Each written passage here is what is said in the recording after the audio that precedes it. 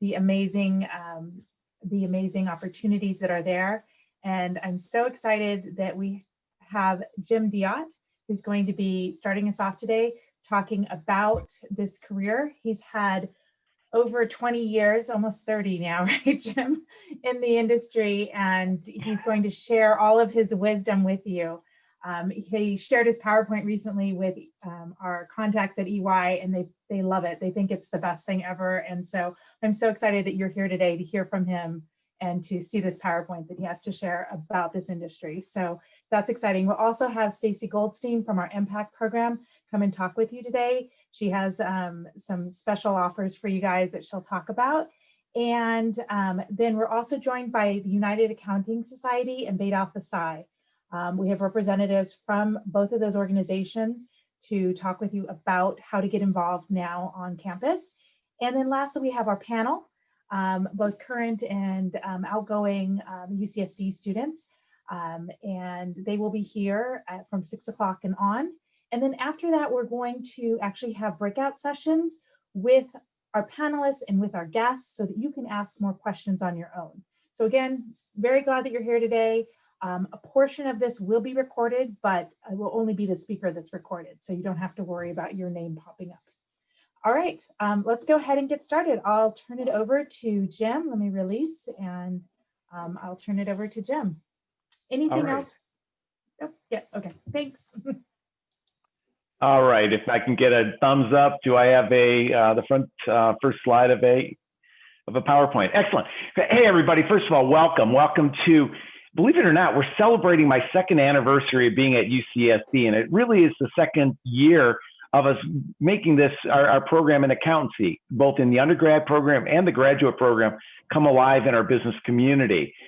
This is the third time I've done this presentation over the 2-year period of time. The first time I did it was with a group of students, 2 of which will be joining us, where we had no history. The next time I did this presentation, we had 1 year of history under our belt. And this year, when I get to do this, we actually have 2 years of history, where we've got 3 of our students that have gone through the program to share a little bit about their experience. So enjoy the ride for the next, and I'm sure Kathy will give me a note or two about next 10 minutes or so. All right. About 4 items that we're going to really be covering in this presentation. One is a career in accountancy and what it means for you in the future. The second one is, how do you get into the accounting profession? Many of the students at UCSD are first generation students, first generation in their family going to college. I knew nothing about public accounting. I knew nothing about really graduating from college at that stage.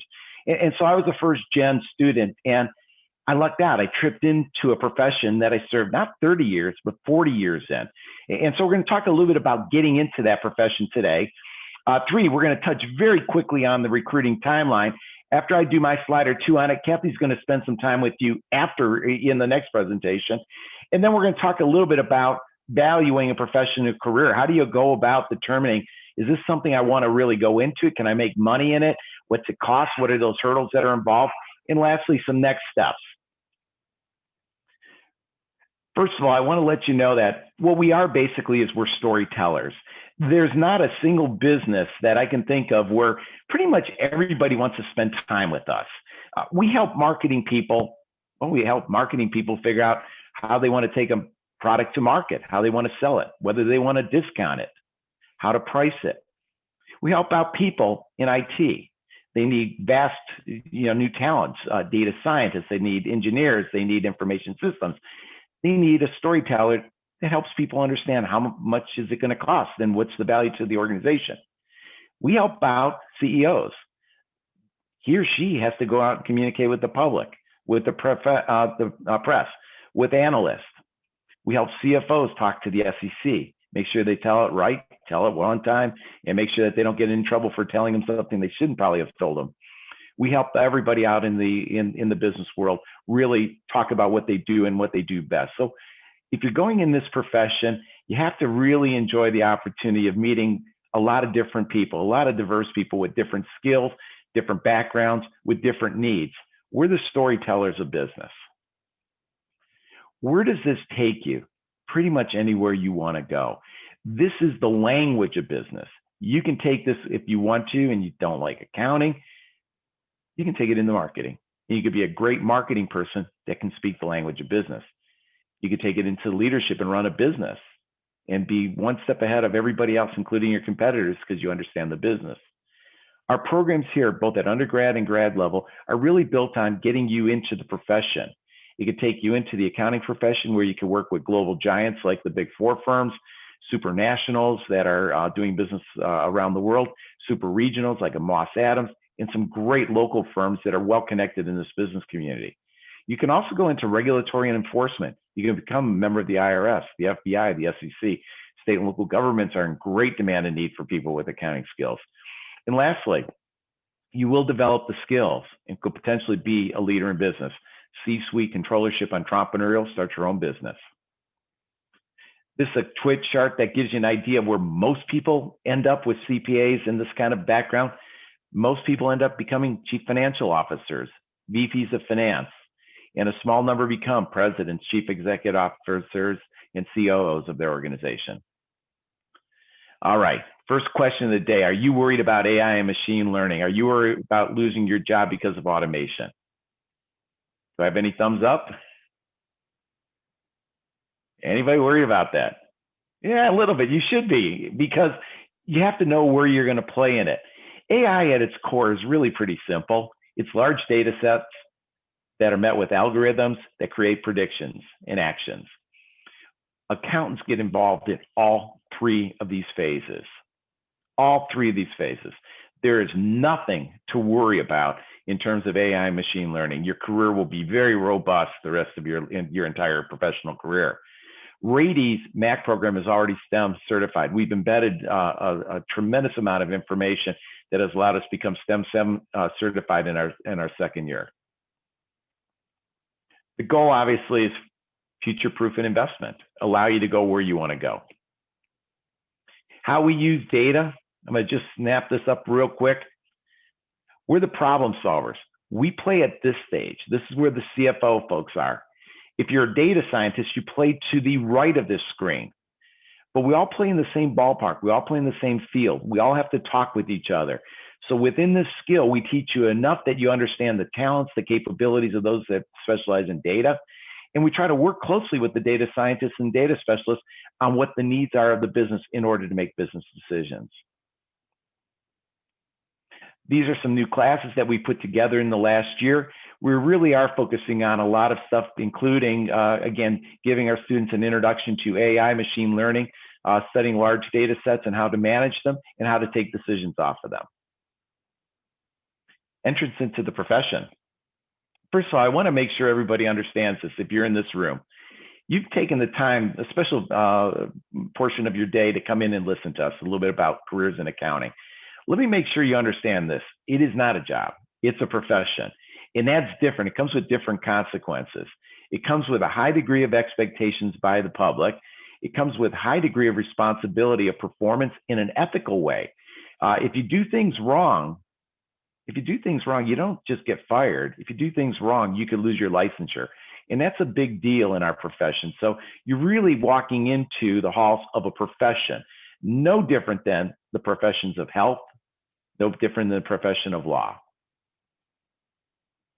We have a lot of great relationships out there, and looking at this schedule today, I'm afraid we're missing some of them that we're being introduced to at this point in time. But those of you who haven't been, these are some very nice looking firms that have actually employee bases that, well, in the case of EY, I think close to 300,000. PwC is at 300,000. Deloitte's probably at 300,000, and KPMG is well into the 250,000 range.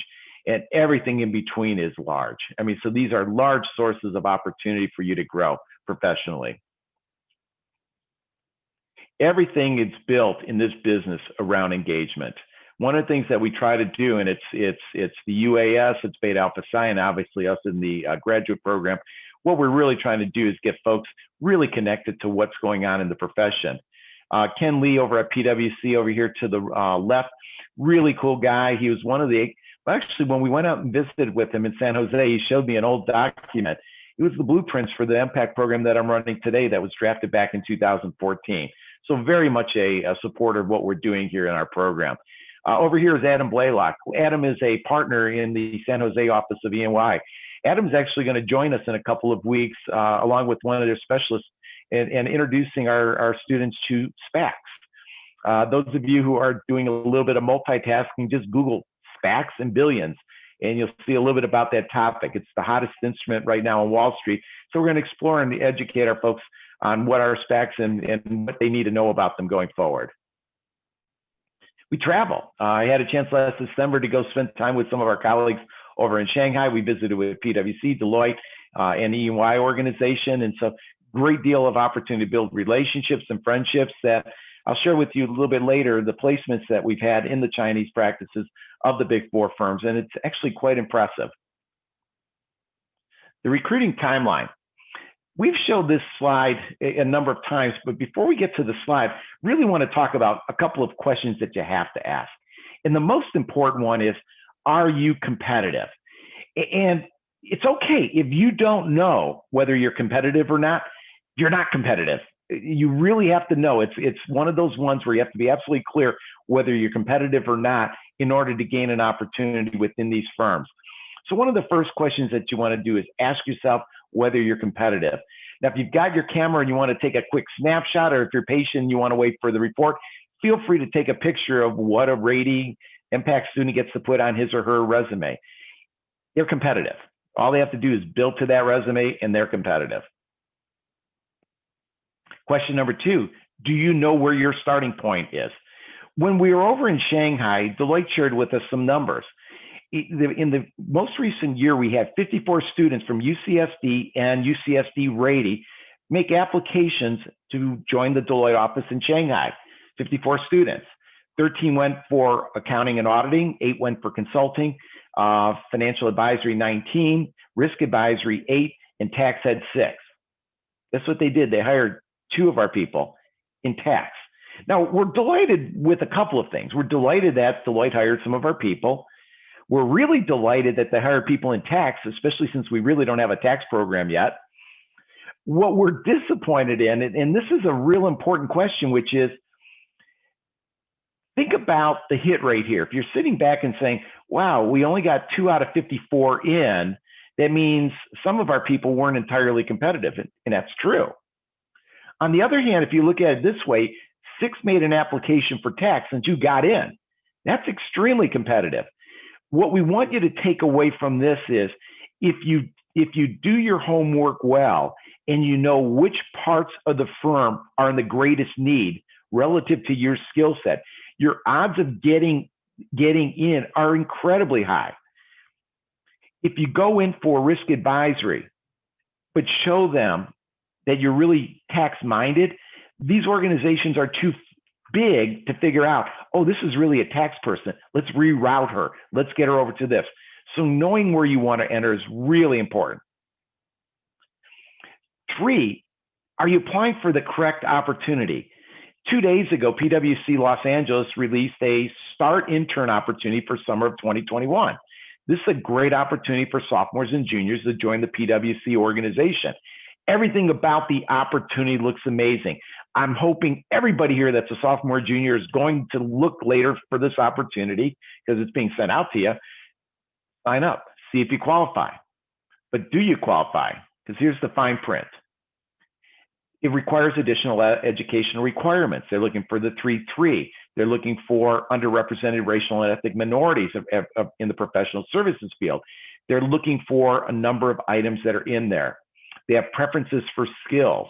They're looking for creative problem skilling, prioritizing, and really important, interacting and communicating with levels of business professionals.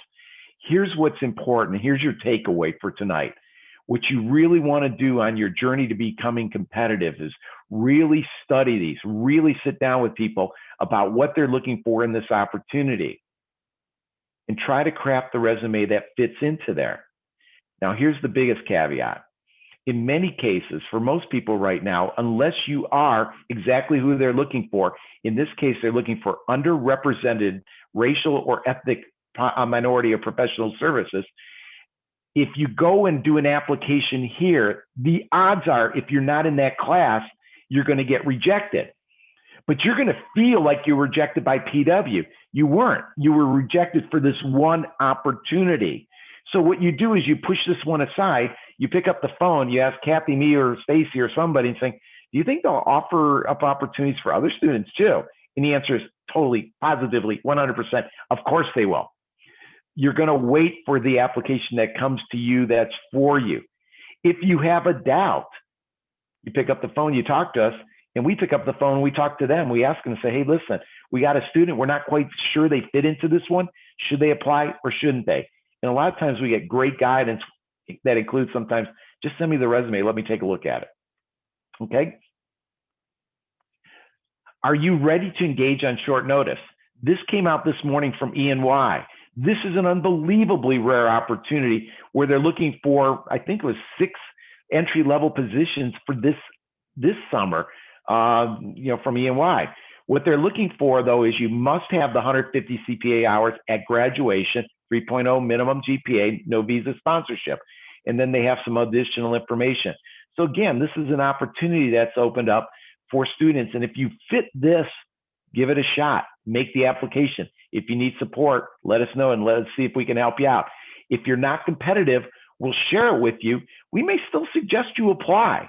Learn and find out what that gap is between what you currently have and what you want to have at the end of the day. The recruiting timeline, it's unbelievably compressed. There are things called the sophomore conferences. If you're a sophomore and you missed it, no big deal. If you're a junior and you missed the sophomore conference, do you think you made a mistake? Not at all. If you're a senior and you missed the sophomore conference, can you still get a job? If you're a graduate student and you missed the sophomore conference, will you get a job? Of course you will. They're looking for great, committed talent. So don't get too caught up in all of these sophomore events that are coming up or opportunities, whether you got in or you didn't. Just continue with your study, continue with your experiences. You will be found, you will be found, you will be discovered. So no worries on that. Statistics that we have, I'm not going to spend any time on it other than this. The accounting minor at UCSD is competitive. The accounting graduate degrees are much more competitive. The accounting minor compared to the University of San Diego, SDSU, UCI, and others that are offering the major, they're a little bit more competitive at face front. Now, does that mean you should give up? And the answer is absolutely positively no. The reason is the talent of students at UCSD is exceptional. I know it, you know it, and so do the firms know it as well. So nothing to be aware of that other than in the scanning of resumes, and they're looking at ways of filtering it.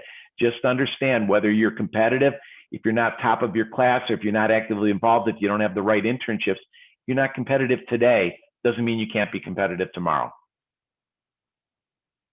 We have a number of items that we've shared with you later, basically on what the firms are looking at that can help you really, I'll call it, take you to that next level of engagement. So we'll share that with you at a later date. I want to move to some more important items here.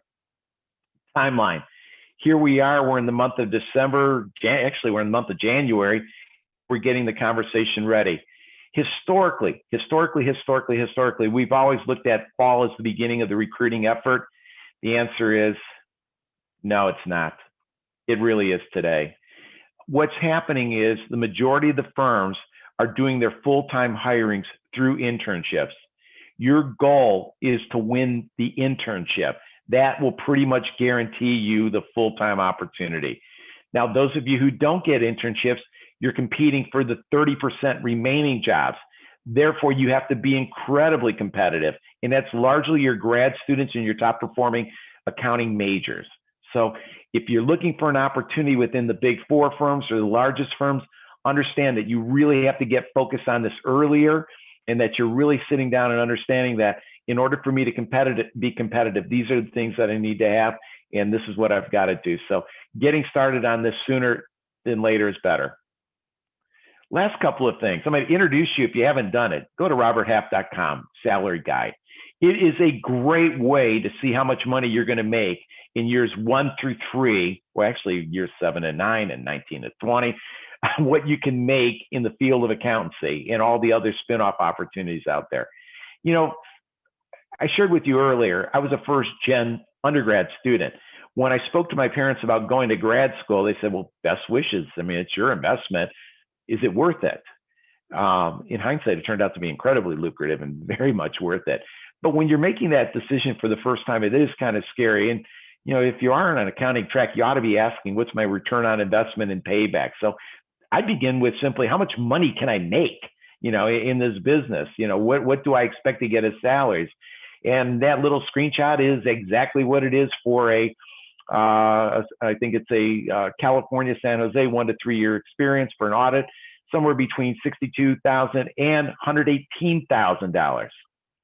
We do know from last year that the hiring in San Jose was somewhere in that high 60s to low $70,000 rate. So we know that this number is pretty close. And obviously, if you're seeing the 118, these are people that have been in the business for 3 years. A couple of things. The cost. Graduate school does cost money. Here at Rady, we're listed at about $60,000, but we do offer significant, both on affordability and performance fellowships that help reduce this considerably. But other ways of reducing it considerably, obviously, is winning the internship positions. These summer internship jobs can go from anywhere between $12,000 and $15,000 for the summer. If you look at $60,000 less my fellowships, less my internship, you could tell that your payback, well, I've got it on the left side of this thing, it's under a year.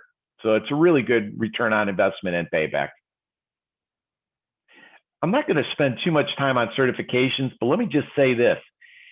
Adding after your BA or BBA or whatever it is, the MST, the MBA, the MPAC, any one of these certifications, those are powerful.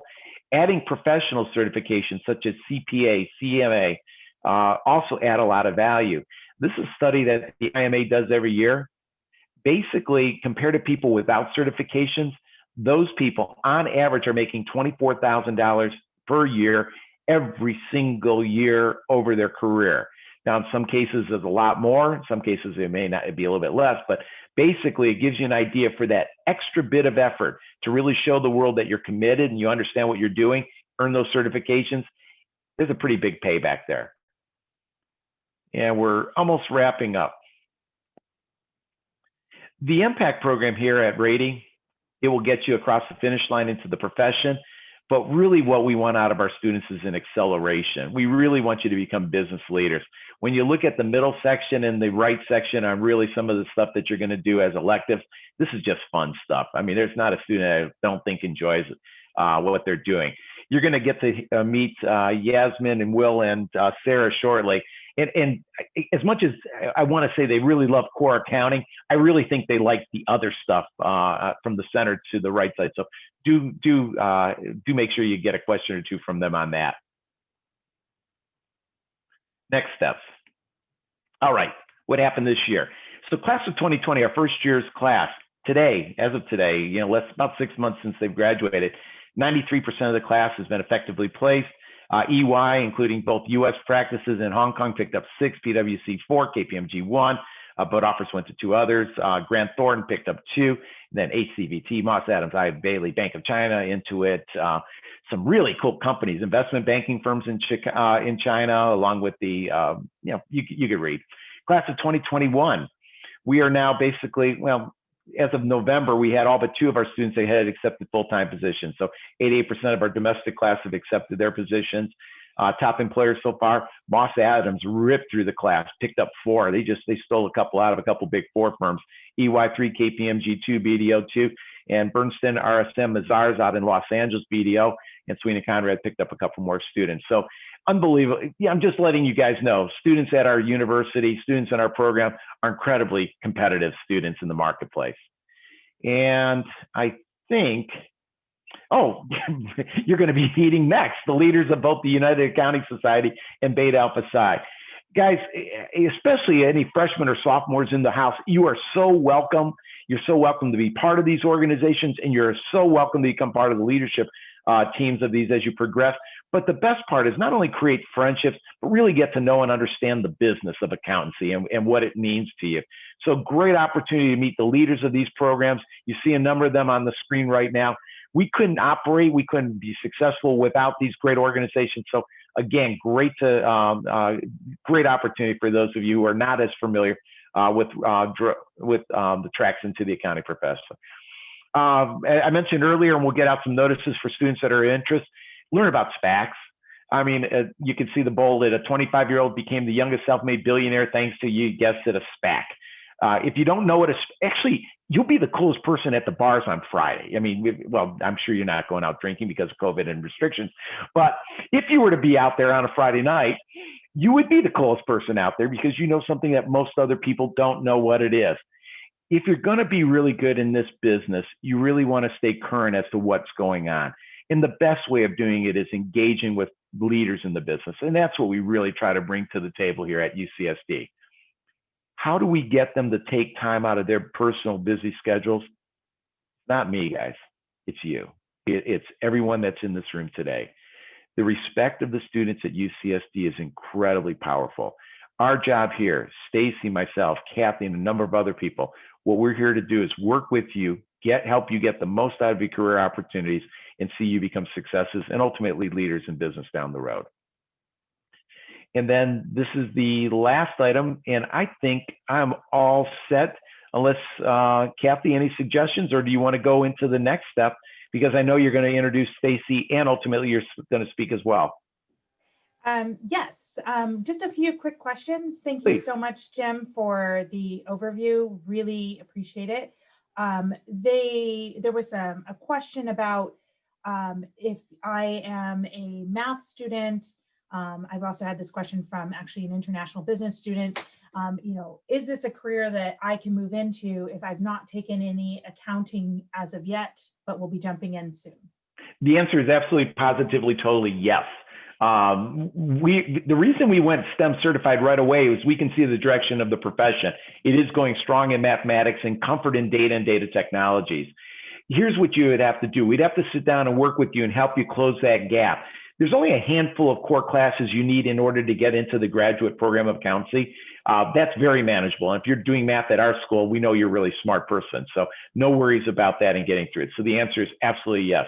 Are we interested in students with data science backgrounds? Totally yes. Are we interested in students with international studies? Totally yes. Are we interested in students with economics? Absolutely, totally yes. There are so many career opportunities. Here's the only thing, and I want you to listen to me very, very carefully on this. You are very competitive, talented young professionals if you're at UCSD. There's no ands, no ifs, no buts. Here's the issue. We have gotten into the game later than some of the universities. They already have a pipeline of resources that they go for talent. When you have a minor, it becomes, if you think about a tiebreaker, I've got this person who's majored in accounting. I've got this person who minored in accounting. Yeah, she's really good and she works really hard, but this is a major. It's an easy decision. The grad program just slams it, guys.